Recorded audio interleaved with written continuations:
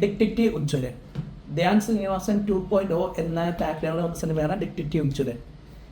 ധ്യാൻ്റെ മറ്റ് സിനിമ വീക്ഷിച്ചിട്ടുള്ള പ്രത്യേകത വെച്ച് കഴിഞ്ഞാൽ ഇത് നമ്മുടെ വീക്കെൻഡ് സിനിമാറ്റിക് യൂണിവേഴ്സിലെ സെക്കൻഡ് ഇൻസ്റ്റാൾമെൻ്റ് ആയിട്ട് വന്ന പടമാണ്. ഇപ്പോൾ പറഞ്ഞ പോലെ നമ്മൾ മിന്നൽ മുരളി എല്ലാവരും ഭയങ്കരമായിട്ട് വെയിറ്റ് ചെയ്യുന്ന ഒരു പടമാണ്. എന്ന് വരും എങ്ങനെ വരും എന്നുള്ളത് നമുക്ക് ഇപ്പോഴും ഒരു അറിവില്ല.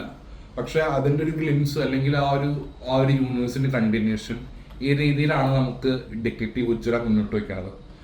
നമ്മൾ ഇതിനു മുന്നേ ഉണ്ടായിരുന്ന ഈ പറയുന്ന കുഞ്ഞിരാമായണത്തിലെ പോലെയാണെങ്കിലും അല്ലെങ്കിൽ മിന്നൽ മുരളിയിലെ പോലെയാണെങ്കിലും അതുപോലത്തെ ഒരു കഥാപശ്ചാത്തലമാണ്. അതുപോലെ ഒരു കുഗ്രാമം, കുറേ പൊട്ടന്മാരായ കുറച്ച് ആൾക്കാർ, അതിലും പൊട്ടനായിട്ടൊരു നായകൻ, പുള്ളിക്കാരൻ ഒരു കൊച്ചു ഈ പാത്രം പോണതും പൂച്ച പോണതും ആട് പോണതും അല്ലെങ്കിൽ എന്താ പറയുക പശുവിനെ കാണാണ്ട് പോണതും ഇങ്ങനെയുള്ള ചെറിയ ലൊട്ടിലൊടക്ക് കേസ് അന്വേഷണമൊക്കെ ആയിട്ട് നടക്കുന്ന ഒരു എന്താ പറയുക ഒരു സാധാരണ ഒരു ലൊട്ടിലൊടക്ക് ഒരു ഷിക്കാരി ശംഭു ഡിറ്റക്റ്റീവ് കളിച്ച് നടക്കുന്ന ഒരു പുള്ളിക്കാരൻ്റെ ജീവിതത്തിലേക്ക് പെട്ടെന്നൊരു കേസ് വരുന്നു. ആ നാട്ടിൽ അന്ന് വരെ നടക്കാതെ ഇരുന്നൊരു സംഭവം നടക്കുന്നു, ഒരു കൊലപാതകം നടക്കുന്നു, അത് പിന്നെ പാറ്റേൺ ഓഫ് ക്രൈംസ് ആയിട്ട് മാറുന്നു.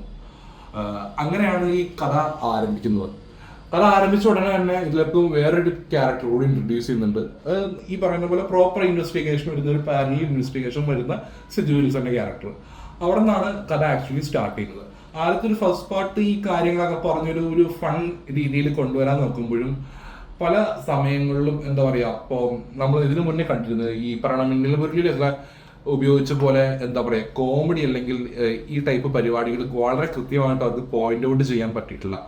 പല സ്ഥലങ്ങളിലും ഭയങ്കര രീതിയിൽ പാളി പോണ രീതിയിൽ ഫീൽ ചെയ്തു. അങ്ങനെ ഇത് പാളി പോണതുകൊണ്ട് തന്നെ കഥയുടെ പല രീതിയിലും എന്താ പറയുക പല ആസ്പെക്ട്സിലും നമുക്ക് ഭയങ്കര ഒരു ലാഗ് ഫീൽ ചെയ്യും. അതിനെ കുറച്ചെങ്കിലും താങ്ങി നിർത്തുന്നത് പടത്തിൻ്റെ ഒരു എന്താ പറയുക ഒരു മാനേഷന്റെ രീതിയും പിന്നെ ബാക്ക്ഗ്രൗണ്ട് മ്യൂസിക്കുമാണ്.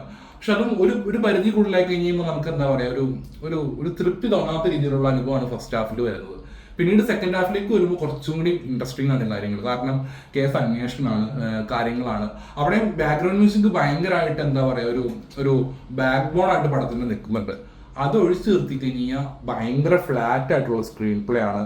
പ്രത്യേകിച്ച് യാതൊരു വിധ ഹൈ മൊമെന്റ്സും ഈ പടത്തിൽ എനിക്ക് തോന്നിയിട്ടില്ല. പേഴ്സണലി ഒട്ടും തോന്നിയിട്ടില്ല. കാരണം നമുക്കൊരു ഇൻവെസ്റ്റിഗേഷൻ ത്രില്ലർ ആകുമ്പോൾ പുതുതായിട്ട് എന്തെങ്കിലും വേണം. ഇത് 2000 മുതൽ ഈ ഇങ്ങോട്ട് ഒരു എന്താ പറയാ ഒരു കണ്ടിന്യൂ ചെയ്തു വരുന്നൊരു പാറ്റേണും ആ പാറ്റേണുള്ള കുറെ ആണെങ്കിൽ അവർക്ക് ചെയ്യാൻ പറ്റാവുന്ന പരിപാടികൾ അവർ അവരുടെ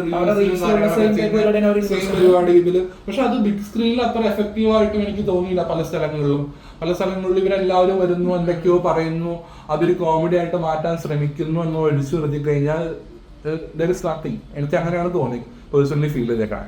അപ്പൊ മൊത്തത്തിൽ പറയുവാണെങ്കിൽ ഇപ്പൊ നമുക്ക് ഇത് യൂണിവേഴ്സ് എക്സ്പാൻഡ് ഒക്കെ ചെയ്യാനുള്ള പടമാണ്.